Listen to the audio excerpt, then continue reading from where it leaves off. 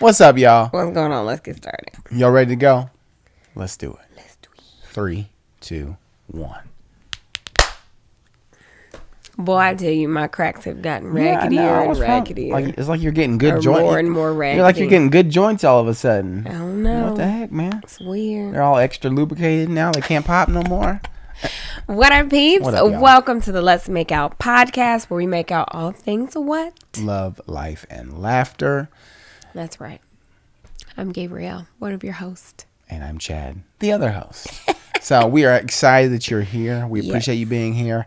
And we're on time on target with on time on target. Okay. What's military use right there? Hooah. Hooah. Okay, you did the army. Hooah. Okay. You know I knew about that, did you? Okay. When did you learn the hooah? And then that was the army one. I learned it I don't know, a while ago. My new favorite instructor on Peloton, I guess she's a vet, so she always says that. Oh, she always says who? It's the Marcel. Her name is Marcel, I think. Yeah, it's the Marcel Army, and she was like, "Hooah! Like this, is what we gonna do? Hooah!" And then she explained it. She broke it down and what it was. That's so funny because that's the army. She must have been Army vet. Army, yeah. Because Marines are hoorah. Yeah, she's my fave. If you have never listened, sponsored, not sponsor. I mean. Hashtag not sponsored. Peloton, where y'all at though? Exactly. If you have a Peloton tread, do some walks or some runs with Marcel. She's legit my favorite. All her playlists be bomb. So check her out. Bomb. She's black girl. She be doing it. Black girl magic. Black girl magic. That's right. So, you just want to drop this intro real quick? Oh yeah, let's do that. Let's do it so we don't forget. So we don't get 15 minutes in and we ain't done it yet. Right. Y'all ready?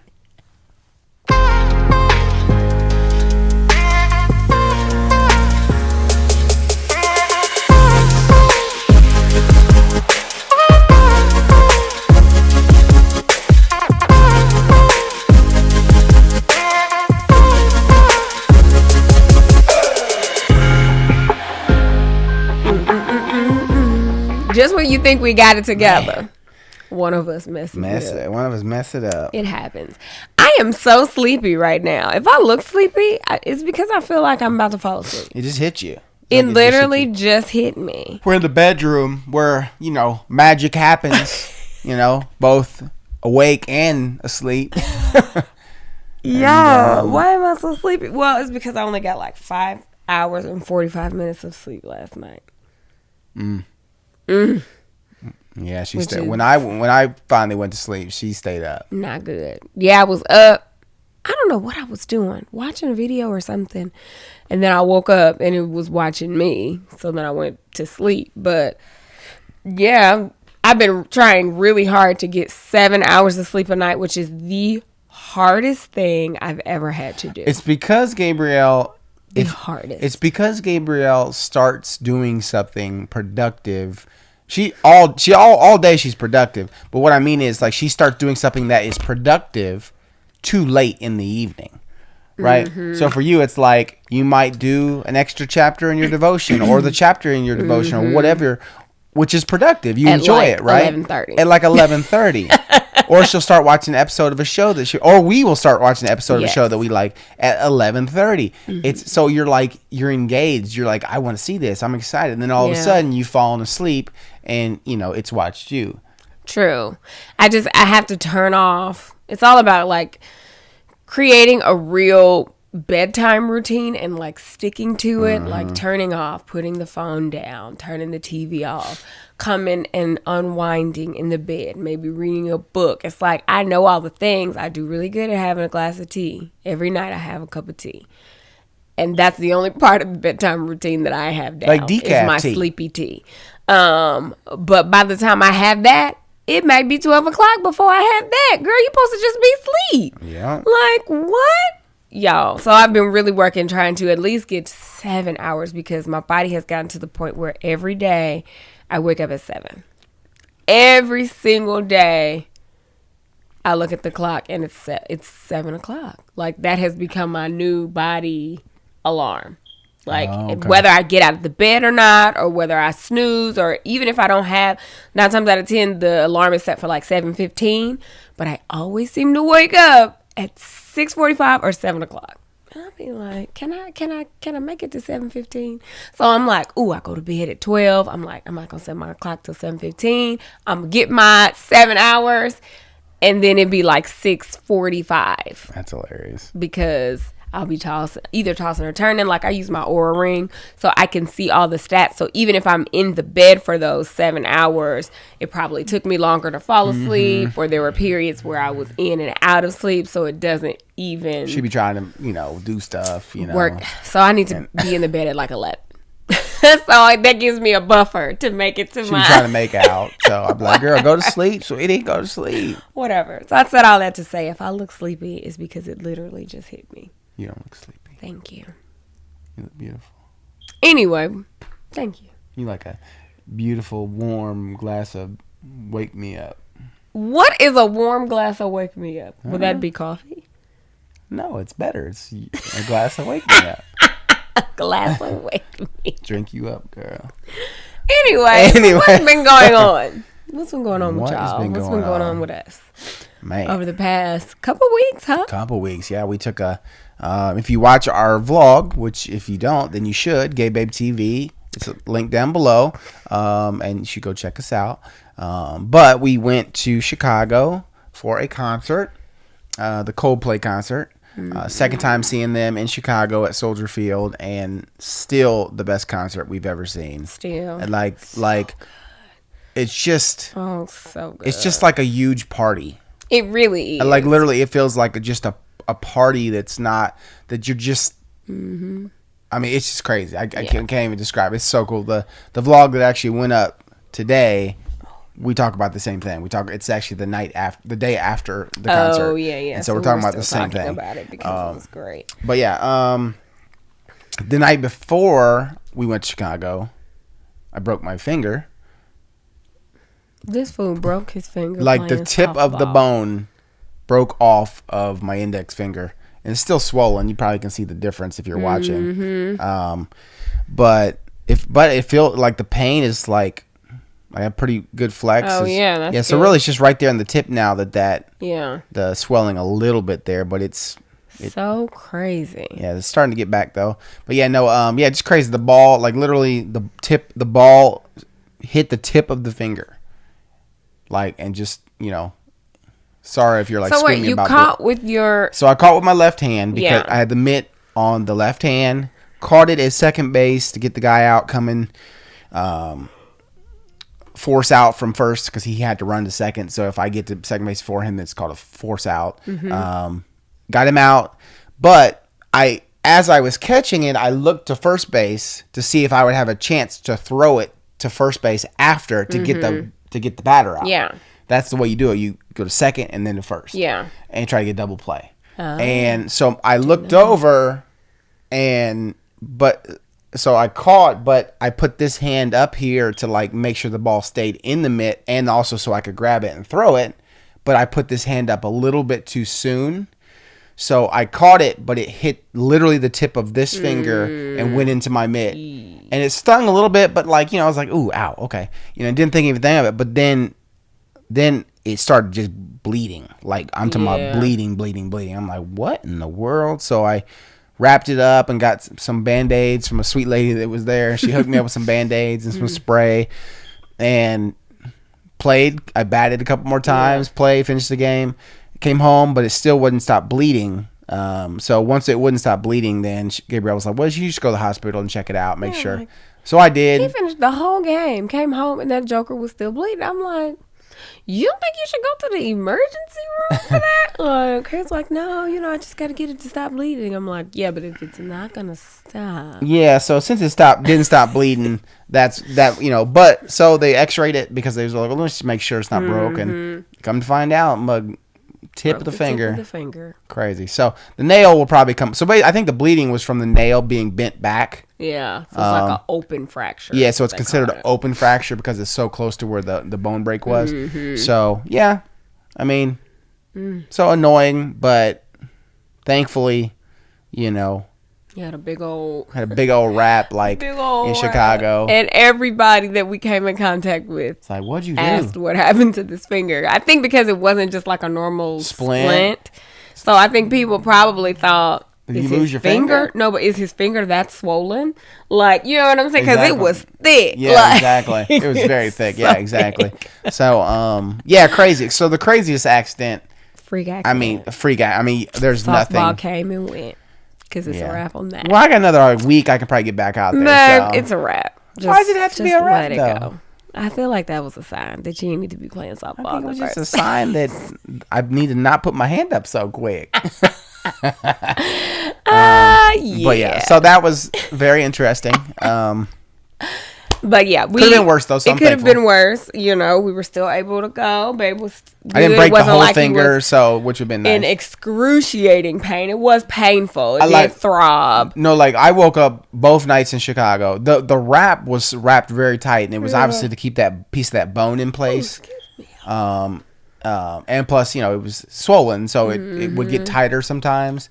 So I'd wake up both nights and I'd be awake for like an hour and a half because it would just be sitting there throbbing. So I don't know if it was because I hit it while I was sleeping or if it just was throbbing. So I don't really know, but that was the worst part about the whole thing for me. But once I took it off, I was able to sleep just fine, no problem. And, you know, just been taking it easy and haven't been, you know, really doing much with it. So, yeah, just crazy. Yeah, so crazy. So crazy. What else? Let's see. Chad I feel Jr.? like that's it. Oh yeah, you guys. So Chad Jr. started Taekwondo. Yes, he did. And so far he seems to like it. Yeah, he's 3 lessons in. Mm-hmm. He got a red line and a yellow line. Yeah, red tip and a yellow tip. Okay. And they're for specialty kicks. So one is like a roundhouse, and then one is a front like snap kick. Okay. And so so like he's really loving it and he's having a good time. He's really you know, he always kicking and hitting at home and stuff like that. You know, like we're always like, you know, sparring around and playing. So it's perfect for him. Yeah. And when, you know, eventually once he gets to yellow and further, he'll start actual sparring because when they become yellow belts, we have to buy this pad set that they sell where it has like the shin guards and fist guards, headgear, a bodyguard. Oh wow! And because they'll start sparring a little bit, and because Taekwondo, you know, it's you know, there's a lot of sparring and like, you know, he can go to tournaments and do like point fighting. I didn't know all of that. Yeah, where you can actually like, you know, point fight and, you know, but you're wearing the pads. Right. So you're not like getting hurt or anything like that. But yeah, so it's an Olympic sport. Taekwondo, there's an Olympic sport for. I mean, I also did not know that. Yeah, absolutely. I had no idea. Absolutely. So it's just that's so yeah. Cool. So I'm very excited for him. I actually started. So during June, there's a Father's Day. There's a Father's Day. She's checking the lighting right now. Oh, it just be changing on us. And focus. Am I weird? Is it me? It's in focus, sweetie. Is it? Okay. She's crazy. My bad. And I'm crazy about you. Whatever. But yeah, so I started Father's Day, or for Father's Day month. You know, this month they've done a the dad can come the whole month and go 2 days a week, like for free.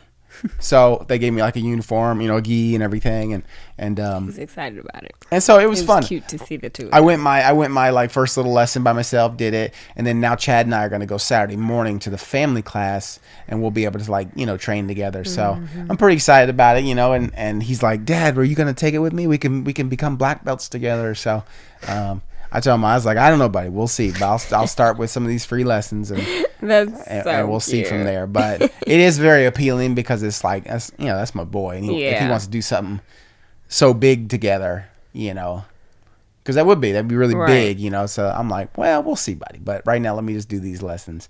It's so cute. But I think that's about. And then Reagan's starting ballet back tomorrow. She was in it, and then I don't know what happened. We traveled for spring break, and then I think we just never really got back on schedule after that. So she's enrolled again, which is like the beginning of, you know, this is the class that'll run like the rest of the year until like next May. So I'm gonna try and keep her in it as long as she's feeling it, and we'll see where it goes.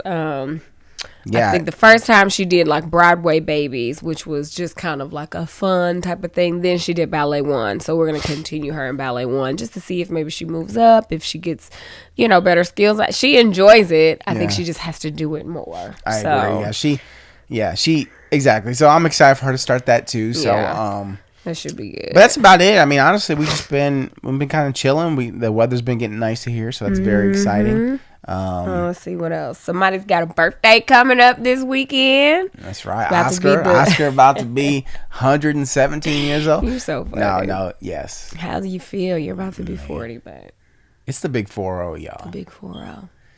And we have the big NO plans. That's crazy. Like none. Like, what is wrong with that? Yeah, I mean, that's crazy. The big 4-0. So crazy. And then 18 days after, someone else is turning the big 4-0, and we will be traveling. It's not the plans that we didn't have any plans, but we're going on a sponsored trip that should end up being a lot of fun because we've got like friends and people and some friends that we've never actually been able to hang out with in the social media space. Yeah, so that's exciting. That should be fun. And the kids don't know yet because it's a surprise, but they're gonna flip. Yeah, they're gonna have a really good time. But you're about to be 40. I am about to be 40. Any major life revelations or thoughts? Okay, maybe 2 weeks after he turns 40, we'll have some. Yeah, I don't know. I don't even know what to think. Yeah. Still trying to figure it out, y'all. Still trying to figure it out at 40. I know, that's what it is. Yeah. That's all right. So now you're fully caught up on what's going on with us, which is nothing really. Yeah. Let's do some questions. Let's get into a couple questions. Well, before we do that, let's do our first sponsor. Oh, well, yeah, let's do that. So, we've told you about Ghostbed a few times before, but I'm going to tell you about them again. So, we all know how important sleep is. I mean, we just talked about it. I mean, sleep is important. It's the way that you are prepared for your next day. It's how you recover from a good workout. It's just sleep is the key. I mean, I think sleep is even so important for like maintaining healthy weight and all that stuff, right? Absolutely. Sleep is so important. So important, and it's probably one of the most neglected things. I would love to look up a study. I'm sure it's probably very neglected amongst a lot of people because we do often.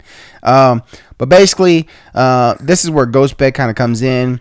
They're made by Nature Sleep, which is an industry leader in the mattress space since 2001.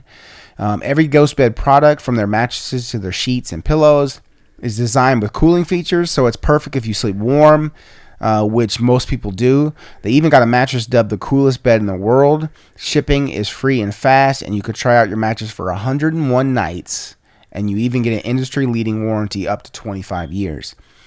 Basically, they're a family-owned business, sleep experts with 20-plus years experience, quality and comfort and affordable prices. Mattresses are made in the U.S., and again, their cooling technology is what they're really known for to help you have a longer and better, sleep at night.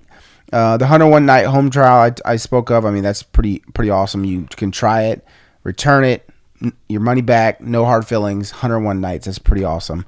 Free shipping and most orders ship within 24 hours. They do have financing if you're interested in that. Easy financing on a mattress starting at $35 a month. You can buy a mattress for $35 a month, $0 down, 0% APR financing. So that's a really good deal if you want to go that route. And we would love for you to check them out. So for our peeps, you can find your perfect mattress at ghostbed.com/LMO.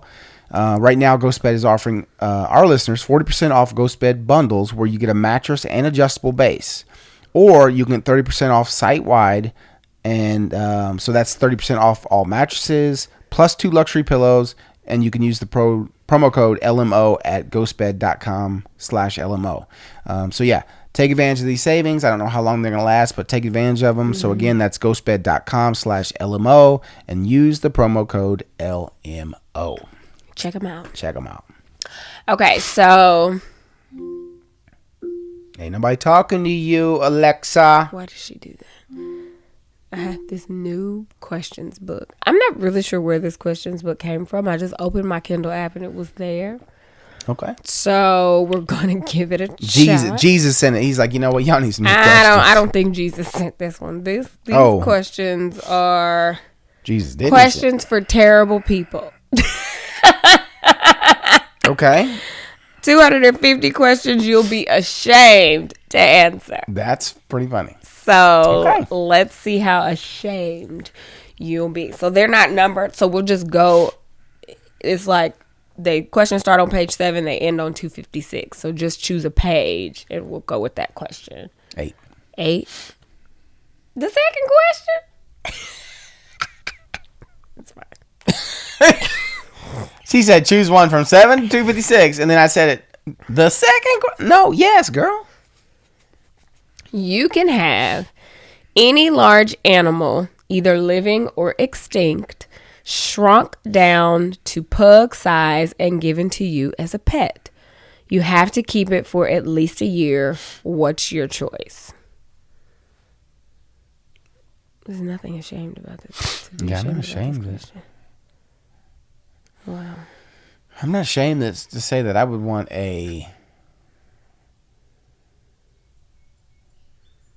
I'd probably say probably a tiger. A tiger. Or a cheetah. A pug size cheetah or a tiger. Probably a tiger. Probably a tiger. Okay, tiger. Because he tries to get all anxious or wild, you know, freaking just snap him up. Like, what you doing, homie? You the size of a pug. It still would be the same ferociousness, though. Is it the size of the tiger that makes him? I mean, that helps him. It helps. I mean, that helps for him not to be, you know, for him to be very scary. But he can still bite strong. You and I mean, the strength of you up. I know, but the strength of a full-size tiger versus the pug-sized tiger is gonna be a little bit different. Okay. That's probably true. So yeah. So I'll go with tiger. That's hilarious. Yeah. Okay, I'm gonna go with page 17. The 17th question. This is not the 17th question. Thank you very much. How do you know? Because they started on page 7. It would be the 10th question or the 11th question. Okay, here we go. Okay, yours is different. Oh, is it that different? This is an ashamed one. This one is. You still reading it? It's a long question. I mean, okay. Either you complete a full regimen of sex reassignment therapy and surgery, you don't have to pay for it, or one of your best friends will die suddenly and violently within a year. What? No one but you will ever know which you choose. What do you do? Oh my God. Okay, yeah, I would never answer this question out loud. Like, now I see why these questions.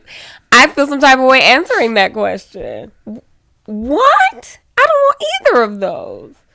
Wait, there's got to be something better. Okay, so maybe I picked the wrong type of book. 37. These are horrible. That's why it says terrible questions for terrible people. Clearly, we're not terrible people. These questions are... Yeah, these are stupid. They're bad. They're bad. Okay, maybe I don't like these questions.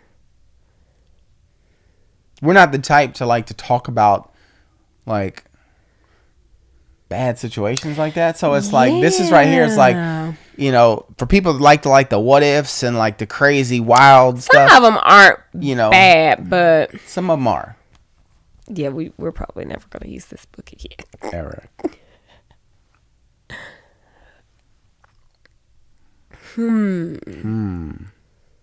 Yep. Okay. It's a tough one. Well, there was that. Yeah. All right, pick a number between 1 and 3,000. I've switched books. We're switching books because let's go with. So don't ever buy that book, Questions for Terrible People, unless you're a terrible person, and that's what you want to do with your life. But now you've got a preview of the type of books. It was a crap book. It was a crap book. I don't even know where that book came from. I don't remember buying that. And it definitely didn't come from Jesus. It definitely did not. Jesus was not pleased with those questions. Jesus did not like that joke. Oh, okay. 1,000. Yeah. What would be the worst food to use as a sandwich filling? The worst food to use as a sandwich filling. Mm-hmm. It'd be, I would say, it would be Brussels sprouts. A Brussels sprout sandwich just sounds disgusting. Yeah, it doesn't really sound that good. Unless they're like roasted Brussels sprouts with toasted bread and some cheese. That could probably be good. Okay, so then ice cream. An ice cream sandwich?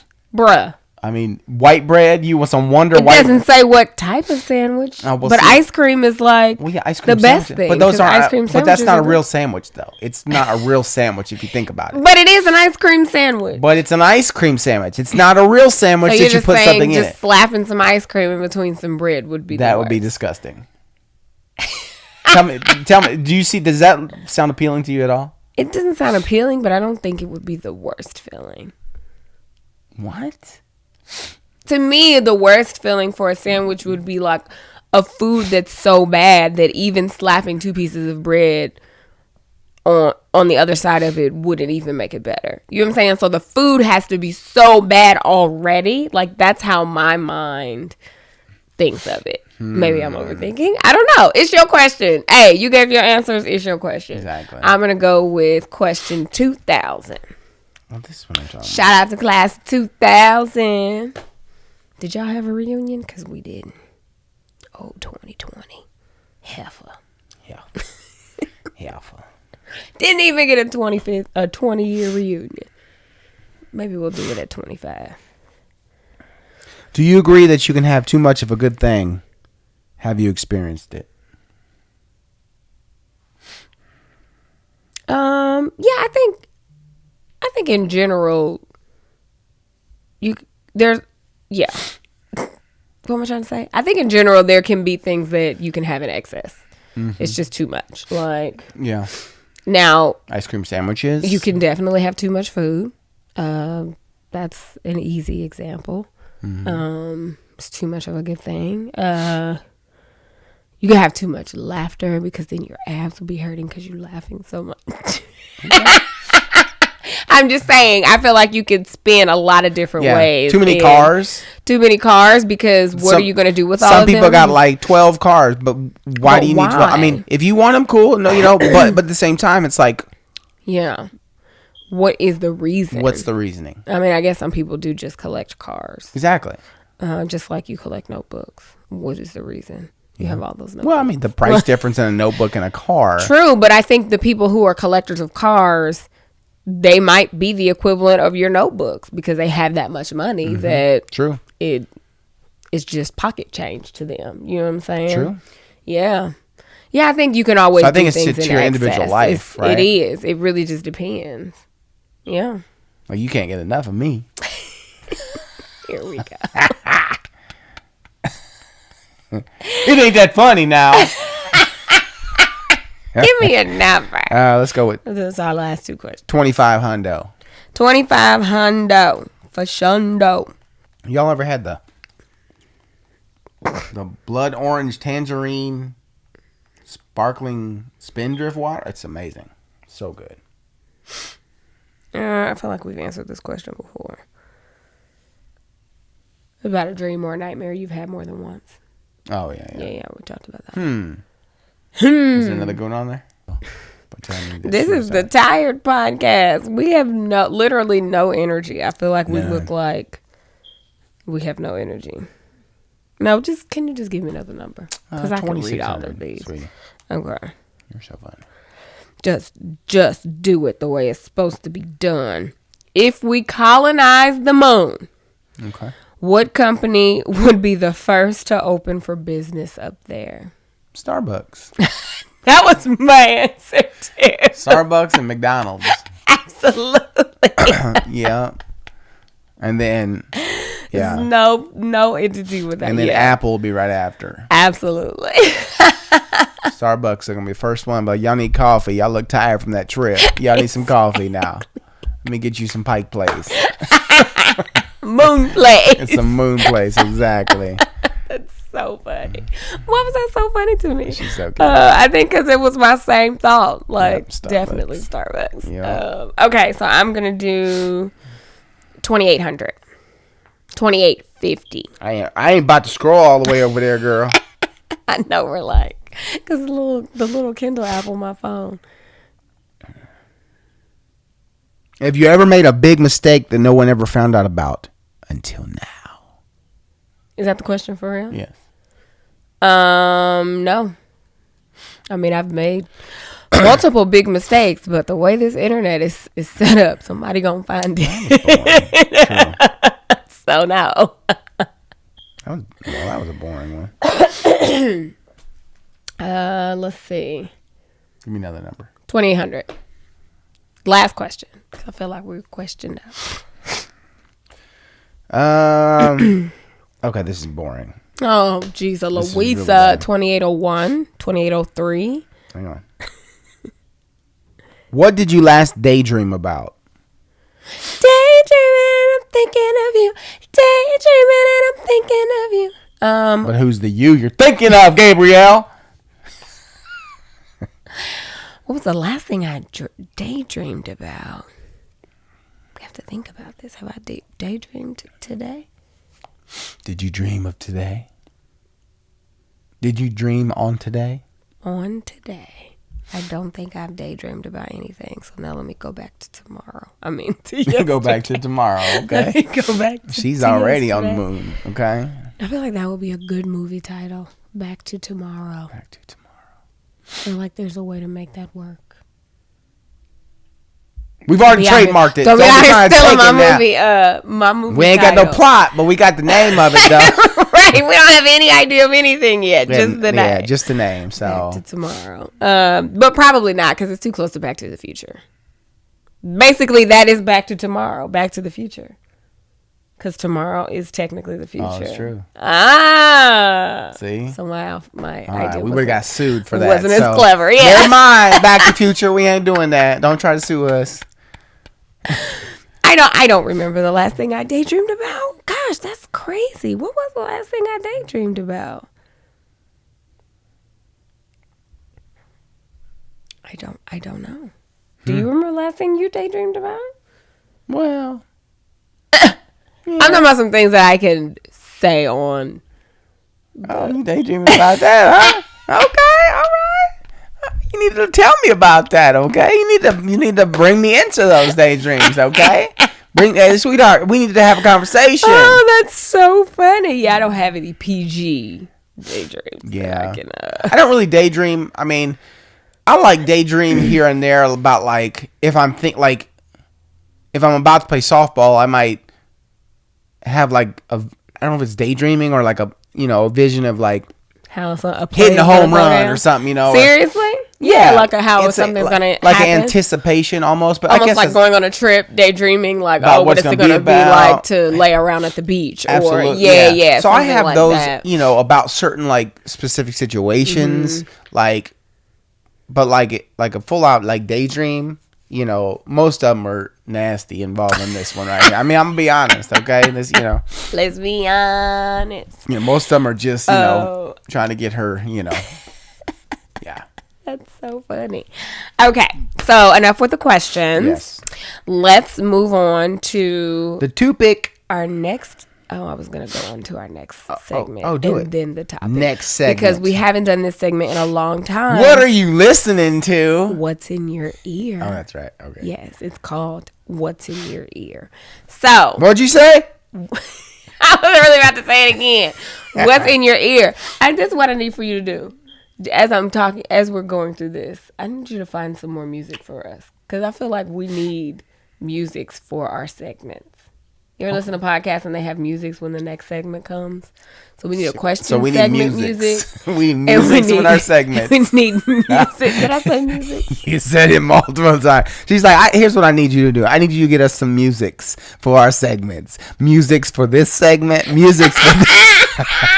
So we need multiple songs. We need do I need to do like a mix? I need to get a DJ up in here to like put a turntable. Why did I put an S on that? Why do we put S's on things like White Castles? Who says White Castle? Because I say White Castles. Like, why do we put S's? Why do people say on today? Kroger's. Well, I guess Kroger. No, it's Kroger. It's not. There's no S on Kroger. Yeah, it's just Kroger. Kroger's. I never say Kroger. I say I'm going to Kroger's. You do. What did you say? Why do people say on today? On today. Like, I don't understand We talked about that before, but I don't understand that either. I don't understand. It's just today. It's just There's today. no on. You don't have to be on. It's just today. So happy that you're here on today. No, it's just today. Just today. I'm glad you're here today. You ain't on nothing. Well, you could be on something, and you probably shouldn't tell nobody about God, I feel like I'm laughing a lot because I'm sleepy. I'm sorry. But yeah, no, it's funny. Okay, what's in my ear? What's been in your ear? On today. Or this week. On this week. Been listening to a ton of like Maverick City music this week. You know, just jamming out. Mm-hmm. Got a... Still reading this or listening to this book. What's it called? I don't know. Good question. I don't remember. What is it? It's called Too Big to Fail. Yeah, so it's about Too Big to Fail. Yeah, that's a different one. It's about and you're reading the other one that's similar. The title is similar to that. Yeah, Too Big to Fail is about this one's actually about the 2008 stock market crash. Oh, okay. So it's just, hearing what was happening behind the scenes. But really like podcasts. I've been listening to a lot of podcasts like stock market podcast or what's the other one I'm listening to? Like just like history and I like, mysteries and what was the one we were listening to on the way to Chicago? It was about not Fannie Mac and Freddie Mac. What was it about? What was that we were listening to? Oh, that was about Enron. Enron, I think. Yeah. Enron, yeah. So just I like that kind of stuff. Mm-hmm. So and then I started listening to one about the Predator drone or the Predator UAV, which is the appropriate technical term for it. So been kind of like how it was created, how it became to be, and pretty cool story. Yeah. But yeah, that's about it. Really, honestly, I haven't. That's just kind of like just a hodgepodge of things. Yeah. Let's see what's been in my ear. I have kind of taken a break from music. Just because, sometimes you just need a break from music. Like, yeah. I've been doing a lot of driving back and forth, like, picking up mom, taking her to an appointment, so I would just be listening to listening to an audiobook. And the last one I just finished, y'all, Will Smith, his book is so freaking good. Oh, my goodness. It is one of the best audiobooks that I've listened to because of the production. Like, it's one thing for somebody to tell you their story, to read their book, but it's like when they put all the elements of storytelling in it, and there's music, and he's doing accents of different people, like, it was such a good production. Yeah. Like, and it's long. It was like 14, 15 hours. So it's just so good. If you haven't listened to the Will Smith book, or if you haven't read it, I would say listen to it because it is worth the listen. I'm going to switch to listening to it because it's so long. Yeah, it is a really long, man. But listening to it, you're not going to want to stop. Like, literally, I would be so excited to go somewhere. Because for whatever reason, I don't really listen to podcasts when I'm in the house, unless I listen to them while I'm, like, working out. I don't really listen to them like just around the house. So the car is typically when I listen. So I would just be so ready to get in the car so I could turn it back on because you just don't want to stop. And I think the biggest thing, it made me very emotional, like listening to his story and just kind of seeing how everything in his life worked out, like the way that it did, like learning behind the scenes of how certain songs came about, or how, just his work ethic and how he met Jazzy Jeff and like how he's got the Fresh Prince, like all these stories, it's like nobody could orchestrate that. Like, you know what I'm saying? It's almost like when God just lays out the perfect thing, and obviously nobody's life is perfect. Clearly, we see what just happened on the Oscars. You know what I'm saying? But it's just like when the steps come together like that, I don't know. It was just amazing to me. And it made me incredibly sad also looking at the incident that happened. Like this whole build up of this like just untouchable career, and then that one moment to just kind of like blow everything up. But it made me sad, but then it's also like a reality that like anything can happen to anybody at any time. And also like when you're portraying a certain perfection, at some point that comes to an end. You know what I'm saying? Like, and it's not like a portray like he was making it, but when you're a public figure, sometimes you have to put on what people want to see, you know, or you don't want to look weak or feel in front of people. So it's just a really good, like, I highly recommend it. It's really, really good. So now I have started listening to Green Lights, which is Matthew McConaughey's book. I read that in the Maldives.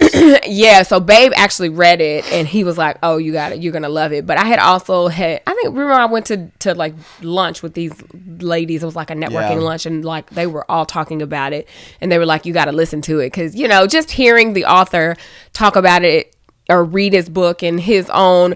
Now, when I did start it, it is such a contrast from Will Smith's book. I almost stopped because I was like, this is not exciting. Like, it didn't capture me. It took me a minute to get into it, and he is a very fast talker. He was talking very fast, and I'm like, oh, this is gonna drive me crazy. And his voice is kind of annoying sometimes. Like, you know, so you have to, coming from listening to Will Smith's voice to listening to Matthew McConaughey's voice, it took me a minute to adjust. I almost was like, I don't think that this is gonna work. But I am glad now that I've been listening to it, because just the few stories that I've heard, I'm only like 3 chapters in. He's a very good storyteller, and just so many things that you don't know about these, you know, these actors that we grow up watching, or these musicians or whatever. That's why I always love biography. Is it biography or autobiography? I never know which one it is when it's written by the person. Why don't I know that? But I get them mixed up all the time. I don't know. Whichever one it is, but I always like it when it's the person telling their own story. So it's a good listen to. Just be prepared, because he is a fast talker. I can probably slow it down on Audible. I just haven't done that, because I'm like, is it going to sound distorted? I fixed that by reading it, because I'm not a fast reader. So I slowed it down by reading it. But it is nice to hear it. No, but voice. I think, but it's definitely a very good book. So if she sticks through it. Yeah, I'm gonna stick with it. And she will look back on it and be like, wow, that was good. Yeah, that was really good. So those are two suggestions. Okay.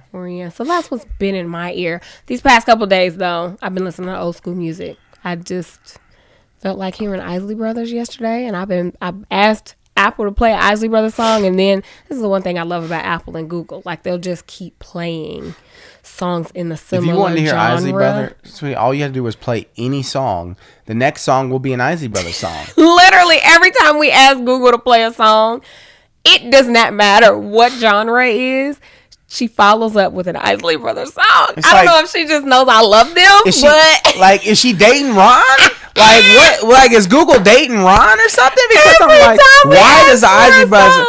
I mean, literally, if it's not the second song, it's the third song. I'm talking about every time you can be like, well, here comes Ron.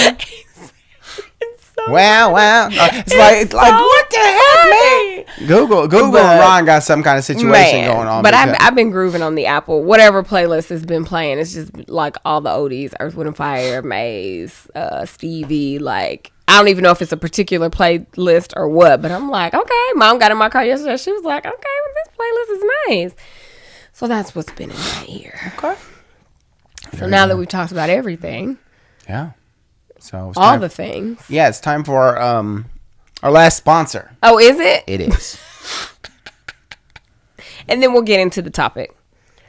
All right. So, you guys, let's talk about it. I've talked about them numerous times before, and it is Noom Mood, okay? Like, Noom Mood is here to guide you to mental wellness and give you all the tools you need to tackle stress so you'll feel empowered to take on whatever life life throws you. We know that this life can throw us all of the things. And sometimes it's difficult to manage the stress and the anxiety and the feelings that we have because of everything that's going on. And New Mood is here to help you kind of like learn the tools and build up your toolbox so that you have actionable steps that you can take when you come in contact with anxiety and stress and frustration and all of that. So it's been really cool. I have been using it for weeks now. I am such a huge fan. So you can set your goals, and then they will cater the program to you. Every day there's a little bit of reading for you to do, but it's not like an overwhelming type of reading. It'll have some articles and then a couple of quizzes and things like that. And every week it introduces a new strategy, a new tool that you can then decide at the end of the week whether you want to keep it and put it in your toolbox to use, or you want to go on to the next tool. You'll go on to the next tool regardless, but you can either keep it in your toolbox or you can pass on it. But it's just really cool. It's backed by science. The lessons are based on psychological principles that teach you about your relationship with stress and anxiety. It's convenient. It only takes about 10 minutes a day. You can do it whenever, wherever. And if you happen to stop and miss a few days or a few weeks, because I've been there, you open it back up and it just takes you right back to where you started. Like, you don't feel like you're missing things if you don't open it. It goes at your pace. So I'm a huge fan. I've definitely learned some things that in my toolbox that I have used. So it's been very, very helpful. Worry less and feel happier. You can sign up for a trial at noom.com/LMO. It's for all of our peeps. Sign up for Noom at noom.com/LMO. So yeah, just if you are kind of running out of ways or looking for new ways to help you adjust, I cannot recommend it enough, y'all. Every time I talk about this, I'm like, babe, you need to be on it. I know, you check it out. I love it. So check it out. Let me know what you think. If any of you have already taken advantage of this and you've been using it, let me know how it's been going for you in the comments below.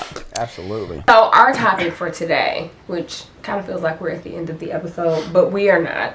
I think we haven't really had a set topic in a long time. Yeah. So this is typically where we would end, but we actually have a topic today, and it is on none other than gentle parenting. And tune in next time for the actual topic. No, I'm joking, right?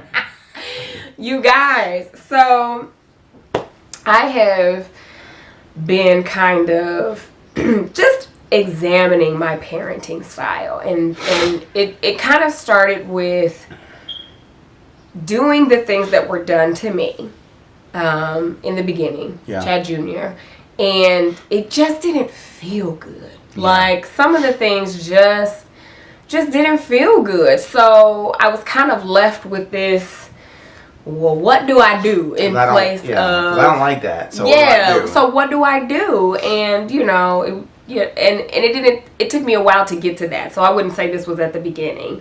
It took me a while to get to that, and then it was just kind of this period of, I don't really know what to do. And thankfully, Chad Jr. is... Thankfully, we didn't really need a whole lot. Exactly. He's a really good kid. So we had it easy. We did. Right off the bat. Pretty much for the majority of... It was really when Reagan came along. Yeah. She started challenging a bit more. But Chad was... So we got off with not having a true strategy with Chad Jr. because he was this... He's still very cool and easy. Mm-hmm. So, yes, that's where we were... This is where I really understood that I didn't like these methods, because I knew with Reagan's personality, I would have to be doing this all the time. I'd have to be yelling. I'd have to be fussing. I'd have to be timing out. I'd have to be just all of the things. And I was like, this is just, I'm not about this life. Yeah, she's a mini Gabrielle, so it's like... Whatever. And I try to put Gabrielle in timeout. She don't listen. So I'm a big fan of my league. And when she became a mother, she was very open about challenging what we've always been taught how we were parented. And she started sharing resources that I started to kind of get into, Dr.Becky being one of them. And it was really eye-opening. Like the whole other option, because I feel like when you come from being parented a certain way, you don't really see the other way. Or if you do see the other way, it's always been like, no, that's some white people stuff. I honestly, like, white people don't be disciplining their kids. Like, that was what was ingrained in my head. So it has been a shift in just exploring what this even looks like. And I use the term gentle parenting because that's what's the most popular term. I think people get caught up with the word gentle because they think it means that there are no boundaries, or you can't be firm, or you can't have, rules. And that's not the thing. It's more of like being intentional with your parenting. So I wanted to kind of read what it means, just in case you've never heard the term gentle parenting before and you don't really know what it means. So this is a parents.com article, and it says gentle parenting is a means of parenting without shame, blame, or punishment. It is a partnership between parties, and both parents and children have a say in this collaborative style. Gentle parenting is as it sounds. It's a softer approach to parenting, and parents and caregivers that practice gentle parenting do so by guiding their children with consistent, compassionate boundaries, not a firm hand. So, and even in reading that, it's like, you can gentle parent firm. So I think that there is a little misconception about it, and maybe it's not a misconception. I have taken these principles and kind of made them work for us the way they work for us, but it's really about being intentional. Like, gone are the days of do as I say because I said so, or stop crying before I give you something to cry about, or what's wrong with you, or, it's like the shut down, fear instilling parenting. I'm completely against it. Yeah, I'm not going to do it. We decided that we're not about that life. Like, how do I constantly shut my child down in the name of respect, or talk down to them, or shut them up when they're feeling a certain way without showing them how to handle these feelings? Because the overall thought is that the behaviors that your child displays comes from a feeling within. So if you're upset and I just tell you to shut up because I don't want to hear you crying, then you learn that your feelings aren't valid.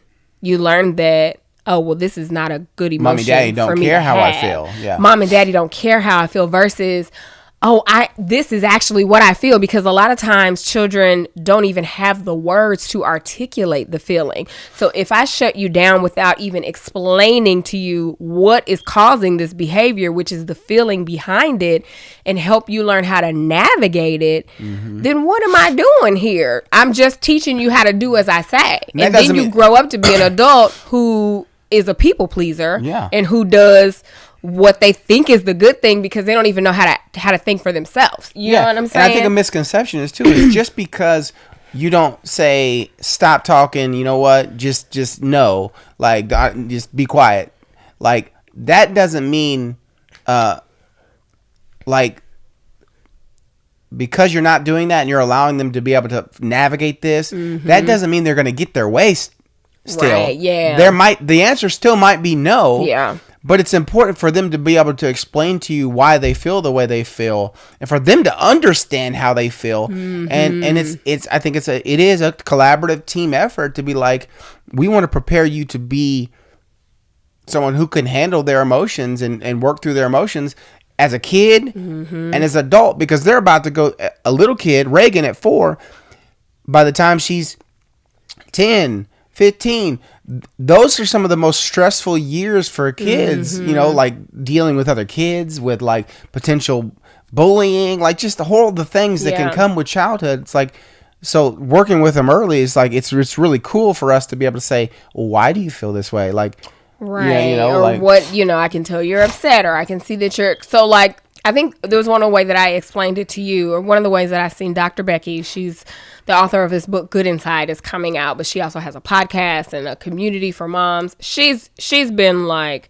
one of the like pillars, I guess, or the ones that I kind of, follow the most. Like she shares like scripts on how to handle certain things. Like she's a wealth of information if you are interested in exploring. And then there's also Destini.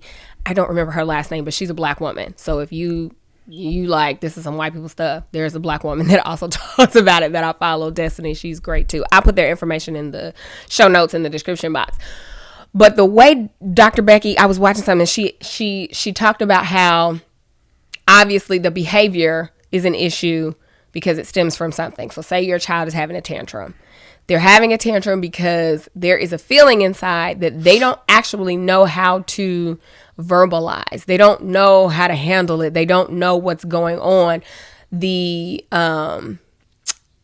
tantrum is just the outward expression. It's just like the tip. If you think of an iceberg, it's the tip, which is the part that you see on top of the ocean.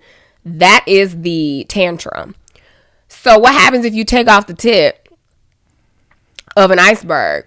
It's still all there. It's still an iceberg. It's just it's not still seen. Titanic, okay? Exactly. It's just not seen. So if I teach you to shut down, be quiet, we never talk about anything, you have all these feelings, like I'm just teaching you how to shut the behavior off, but I'm not teaching you how to deal with the feeling that's causing the behavior. Yeah. It doesn't go away.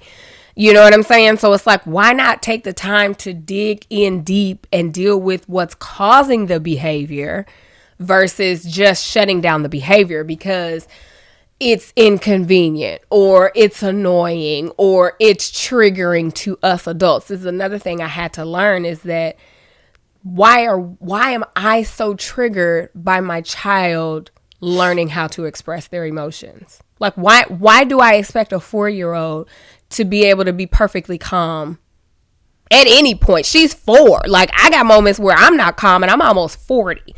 So why should she be punished for a moment when she is just frustrated and doesn't even know how to handle herself? Like, why should I send her away and put her in timeout when she really needs connection?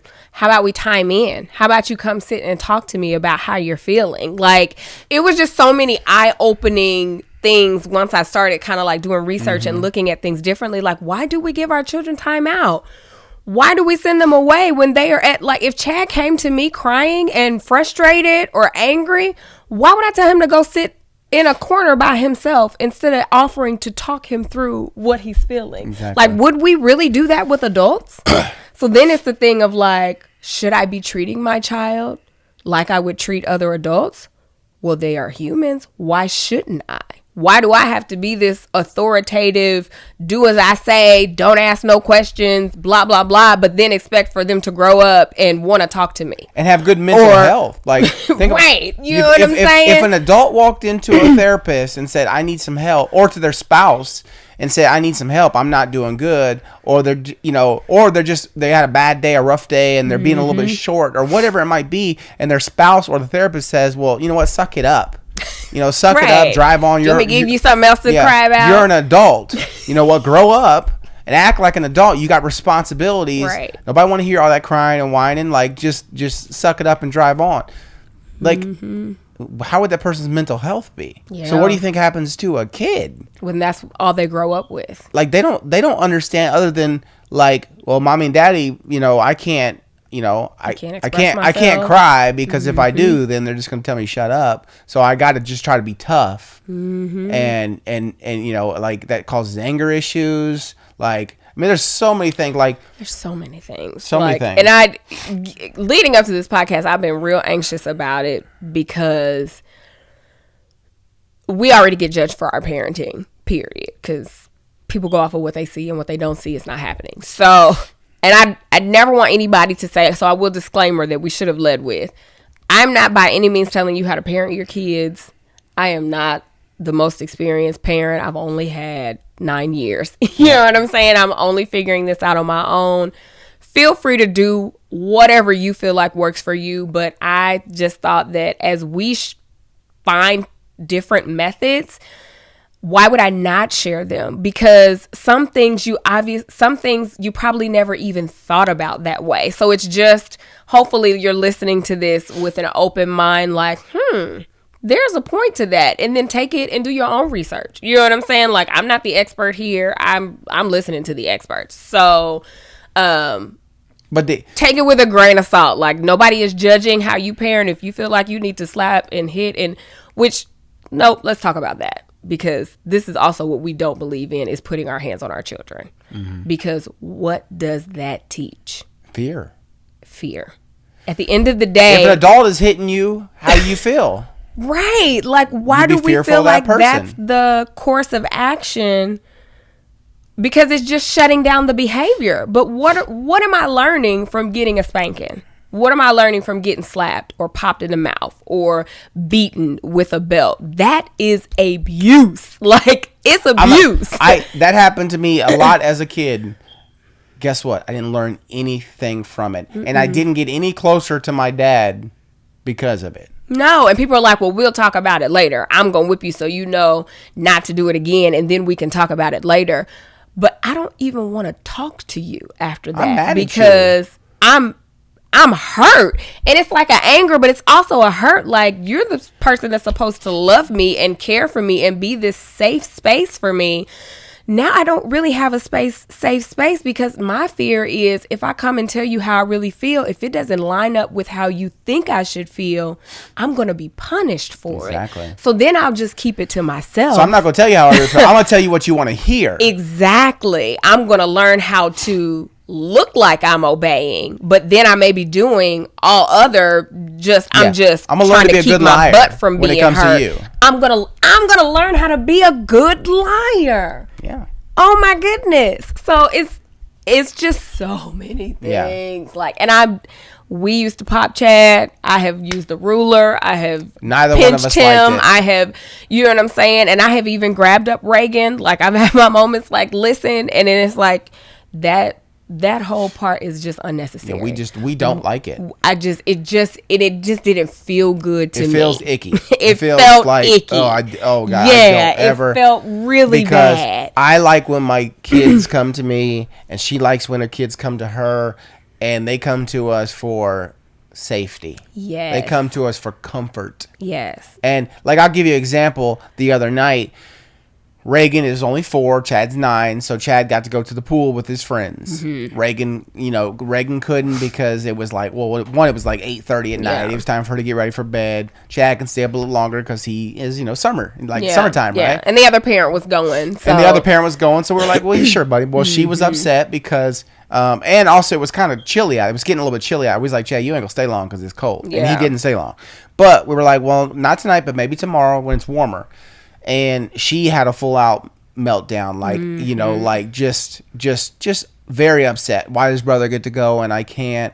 Just very upset. Mm-hmm. And so, we took her up, got her in the bath, and and she still was very, very, upset. But then she, we asked her, was like, well, what makes you, I was like, I always tell her, I'm like, okay, breathe, Reagan, take deep breaths, right? Take deep breaths. And sometimes she'll do it. And that's worked with her before. Sometimes it won't. Mm-hmm. And so I'm like, okay, what makes you feel good? What makes you feel less stressed? What makes you feel calm? Because right now you're upset. What makes you feel more calm?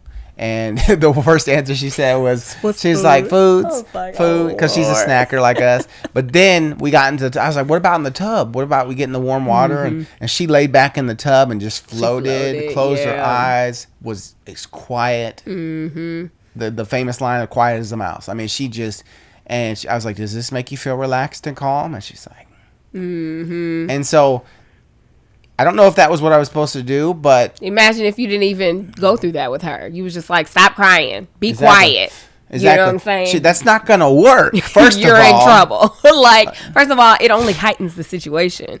Trying to shut down a meltdown is pointless, because then y'all both just... and let me give you another example. So, in SEER training, which is survival, evasion, and rescue, I think... Mm-hmm.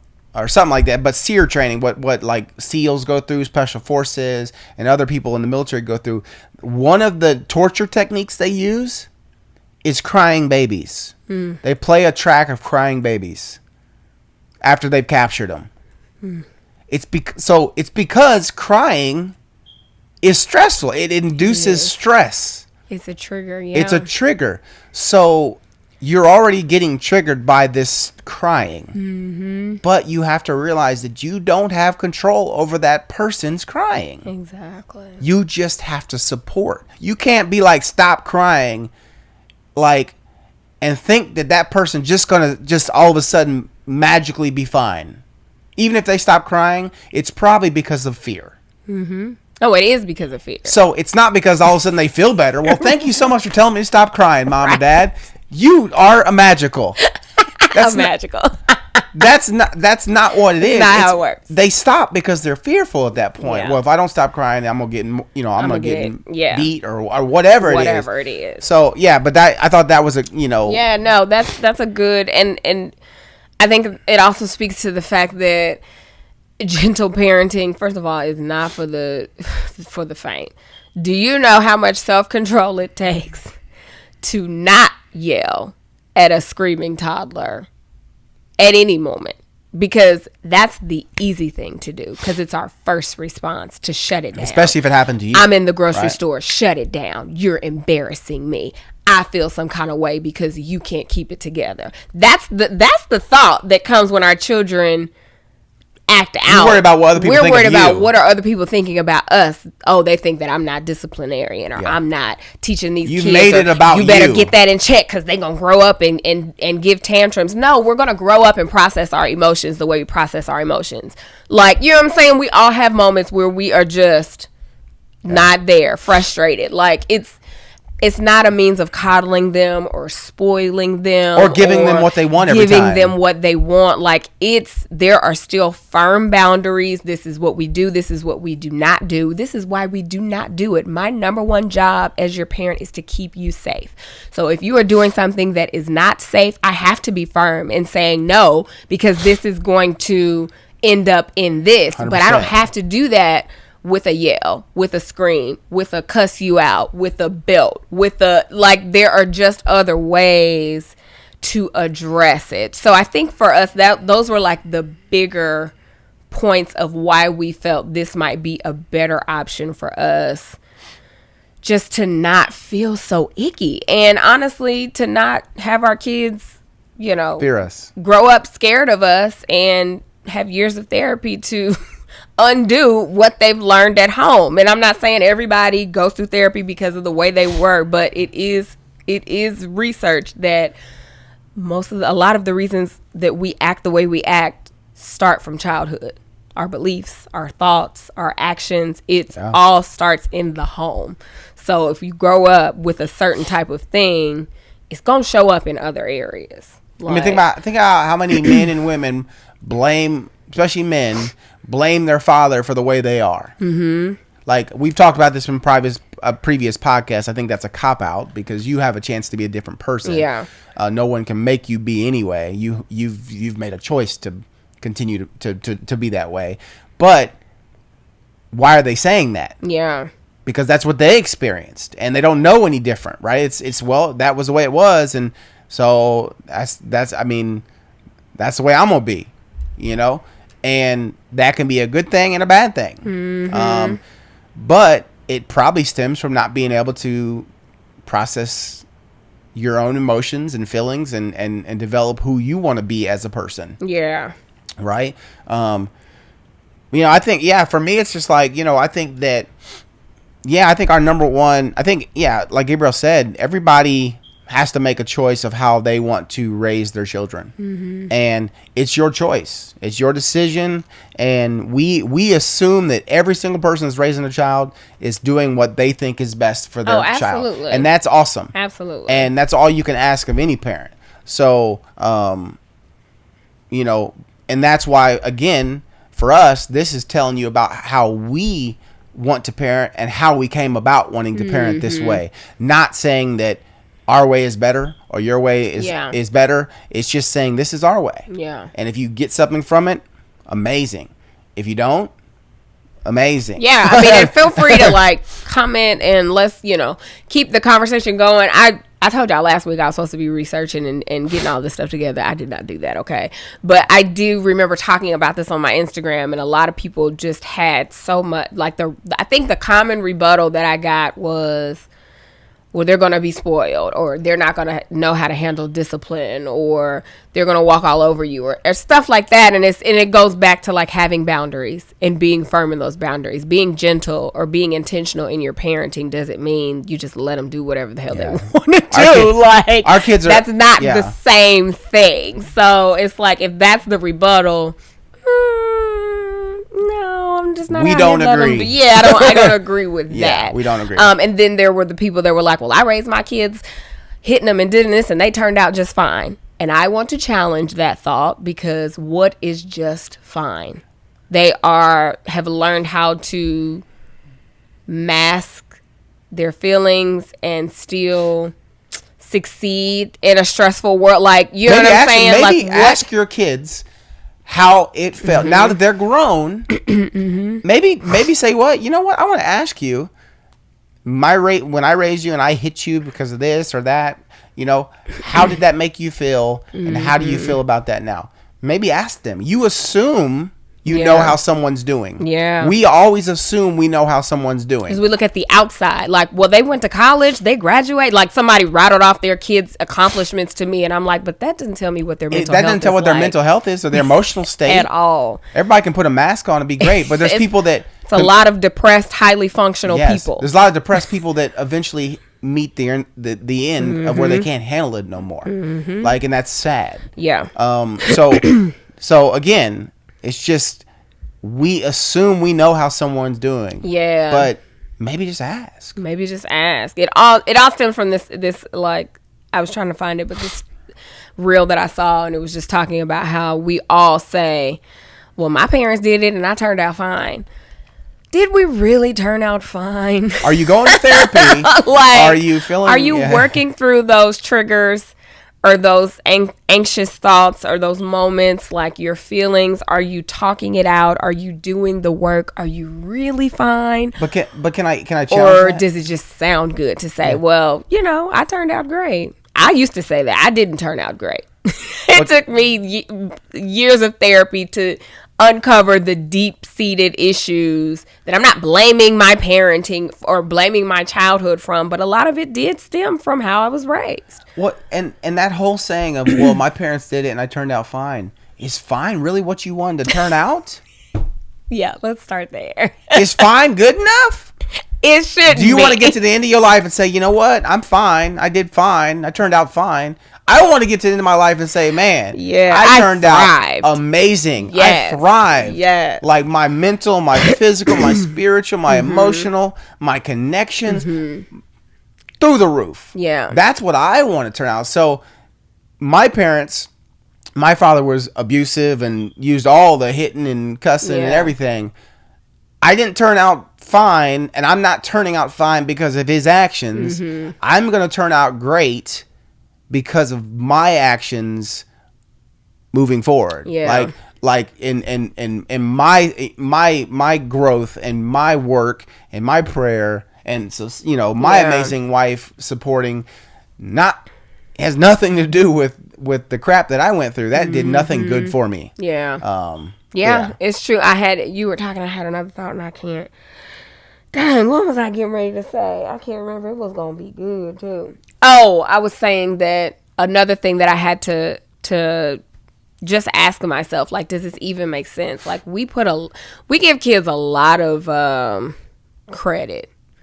Oh, she doing it because she knows she going to get over you, or she going to manipulate you, or whatever. And it's like, why is that always our first thought versus... Do we think kids are that horrible? Right! As opposed to, oh, man, she must really be hurt.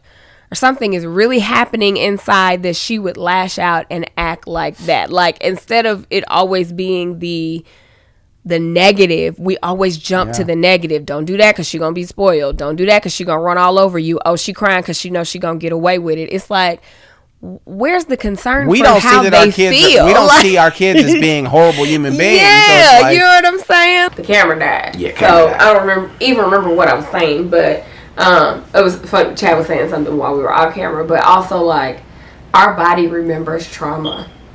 And either any way you spin it, hitting a child is traumatic. Yeah. And our bodies remember that. And even if it seems okay, or they seem fine, or it's going to come up again. You know what I'm saying? Like, it's going to have a hand in how they develop. Will Smith talks about that in his book. Go back to that. Absolutely. And he loves his dad, but definitely. Yeah, he talks about it a lot. Yeah, so it's one of those things where we found something that worked for us, and we've been researching it. Like, I have bought courses. I joined a community with other mothers who are interested in exploring the same things, because it is difficult, specifically when you are surrounded by people who didn't do it this way. Mm-hmm. And it's hard to have to justify, like, well, why I'm doing it this way. It's almost like I feel like I have to justify it, I have to explain it, but at the end of the day, I'm doing this for the betterment of my children. You don't have to understand it. But the biggest word is my. They're my children, so you have to respect it.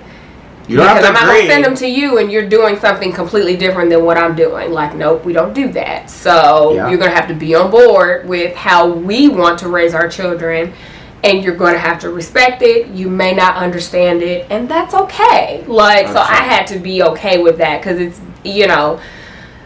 my mom don't get it. Nana don't get it. Like, they old school, like, no. You shouldn't be talking back, or you shouldn't be, and it's just like, why can't they have an opinion? Yeah. That don't mean you're going to get your way, but sure, you can tell me how you feel about it. Doesn't mean doesn't mean we're going to allow them to be disrespectful. Right. But they're okay to be able to say why they feel something. Absolutely. What's wrong with that? What's wrong with that? So, it's interesting. So, if anything we said piques any type of interest, like, I will put resources in the description box. Dr.Becky has a mom's group. My Leak has a mom's group. Mm-hmm. There's so many resources of just any little thing, like anything that you feel like you doing, maybe just because it was done to you. Maybe just dig deeper and ask yourself, do you really feel like this is the best course of action? Am I being a reactive parent, or am I being proactive? Mm-hmm. Like, certain situations we get upset about, but we put ourselves in these situations. Yeah. You take a 40-year-old sleepy child to the grocery store and then get mad when they're acting out. You did that. Like, you should have proactively known this is probably not the best time to take them to the store, or I should be prepared for them not, being in the best space because they're exhausted, or because, like, they're having a bad day. Like, and I'm not saying everything has to be around the child, but certain things we know our children. And sometimes some stuff just don't even make sense. And then we get mad because they're in this situation that's uncomfortable for them, doesn't feel good for them, and they're acting out, and we're mad because it's embarrassing us. What? Parenting isn't convenient. It's not always going to be what works for you at all times. You're raising tiny human beings. Exactly. Like, that have their own mind, their own emotions, their own hearts, their own abilities. Yeah. Like, they're gonna, like, you were made to express yourself. Mm-hmm. They were made to express themselves too. Exactly. So, it's just, they shouldn't be punished for it. They shouldn't be punished for it. I think they should be supported but with those boundaries. Yeah, and taught how to regulate these feelings. So maybe the next time there's a strategy in place. If they feel this, like, what is this feeling? Okay, how do I deal with it? Mm-hmm. Like, we don't come out of the womb knowing how to deal with our emotions. Some of us still don't know how to deal with our emotions. So it's like, why are we so mad? They doing what we do. We just, how many times have you got cut off and start cussing? Because you was frustrated. So you had your own tantrum because somebody cut you off. But we expect our children not to do the same thing. Like, it just looks different as adults. As adults, I think as adults we just think that we can do it because we're adults. Yeah. And that's a load of, like, crap. Mm-hmm. Like, because we adults, we can do it. Yeah. But you a kid, like, it's always the one that I'm an adult, so I can do it. Mm-hmm. Or I can, like. Yeah, or how many times have you been in line at Walmart and the cashier is going so slow and you are so impatient and so mad, like, you just some people be verbal about they upset, and they be upset, and these are grown adults. Grown adults, but you mad because the child is sick of being in the grocery store for an hour. They can't be impatient. Like, they can't be frustrated too. So I think parents expect their kids to be perfect. Yeah, but we're not even perfect. But we're adults, so we can have flaws. Mm-hmm. And I think that's the the most immature of the two should be the kid. But a lot of times it's the adult. Mm-hmm. And because we should know better, right?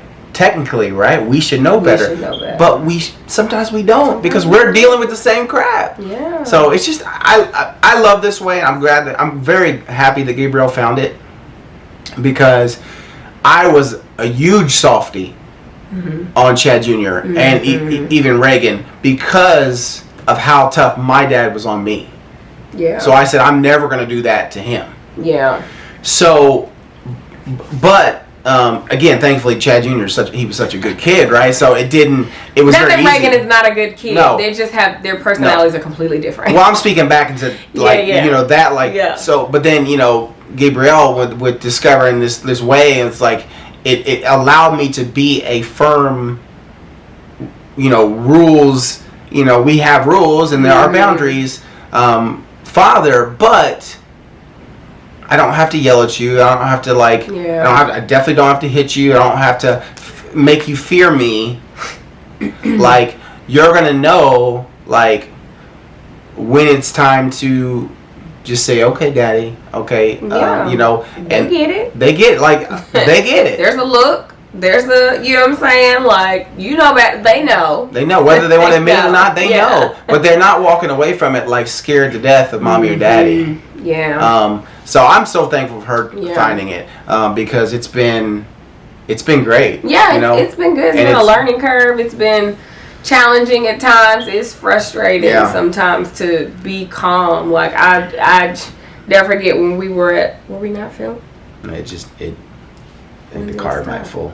Oh my gosh. That's fine. We got sound on here. Okay.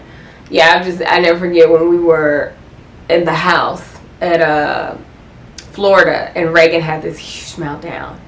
And I felt so embarrassed, because I felt like I wasn't handling it the way everybody else in the house would have expected me to.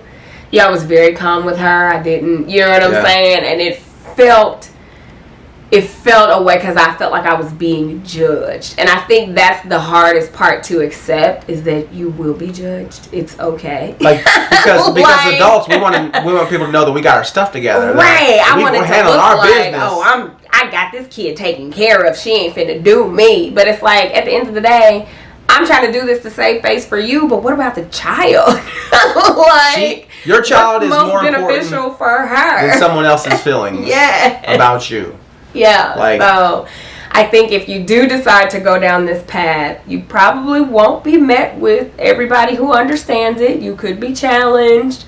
You could be looked at as you are softy, or you're not teaching kids anything or doing anything. But if you feel good about it, and you know what you're trying to do, like, there is a point behind it, then you just have to stick with that, and just pray that it works out in the end. Like, my goal is just to prepare them to be the best adults that I can. I want them to be better than we were. Areas.